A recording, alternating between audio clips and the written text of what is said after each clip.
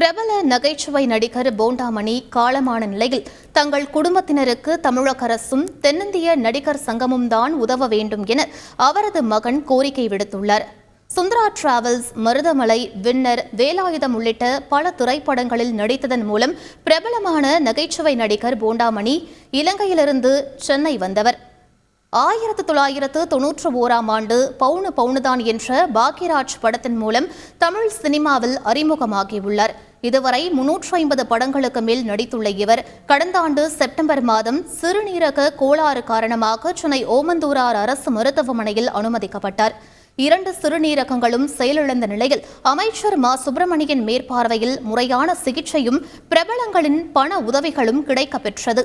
உடல்நிலையில் நல்ல முன்னேற்றம் ஏற்பட்டு கடந்த டிசம்பர் மாதம் வீடு திரும்பியவர் வழக்கம் போல படங்களிலும் நடிக்க தொடங்கினார்.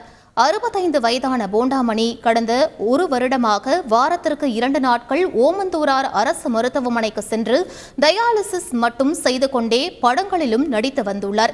நேற்று காலை டயாலிசிஸ் செய்துவிட்டு வீடு திரும்பிய போண்டாமணி இரவு 10:30 மணியளவில் உடல்நலக்குறைவு ஏற்பட்டு காலமானார். சென்னை பொழிச்சலூர் வெங்கடேஸ்வரா நகரில் உள்ள அவரது இல்லத்தில் உடல் அஞ்சலிக்காக வைக்கப்பட்டுள்ளது. இவருக்கு ஒரு மகனும் மகளும் உள்ளனர். நாகல்கேணியில் மாலை 4 மணிக்கு உடல் தகனம் செய்யப்படுவதாக போண்டாமணியின் மகன் தெரிவித்துள்ளார். இருந்த காசெல்லாம் அப்பா ஹாஸ்பிட்டல் செலவு போயிடுச்சு. அப்பா மட்டும்தான் வருமானம் வந்துச்சு, வேறு யாருக்குமே வருமானமே வரல.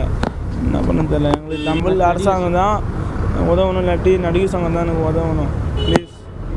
நான் பாதில் நிப்பாட்டிட்டேன், வருமானம் வர்றதுனால எனக்கு ஏறலாங்க. பாதில் நிப்பாட்டி அக்கா படிக்கிறா, காலேஜ் ஃபஸ்ட் இயர் பிசிஏ. இப்போ இலங்கையில் உங்களுக்கு தொடர்பு இருக்குதா? இப்போ அங்கெல்லாம் போகிறதுக்கான வாய்ப்பு இருக்குதா? இப்போ போகிறீங்களா? இல்லைண்ணே, பாஸ்போர்ட் இல்லை. பாஸ்போர்ட் அப்பா எடுக்கிறேன்னாரு. அப்பாவுக்கு பாஸ்போர்ட் வந்து காசு கட்டிட்டாரு. நான் அடுத்த மாதம் வர வேண்டியது, அப்பா இறந்துட்டாருண்ணே. இருக்குது, நாங்கள் வந்து யாருமே வர முடியல, நாங்களும் அங்கே போக முடியல. எங்கள் அப்பா அதுக்காக தான் இலங்கையிலேருந்து தமிழ்நாட்டுக்கே வந்தோம். செய்திகளை உடனுக்குடன் தெரிந்து கொள்ள உடனே சப்ஸ்கிரைப் பண்ணுங்க.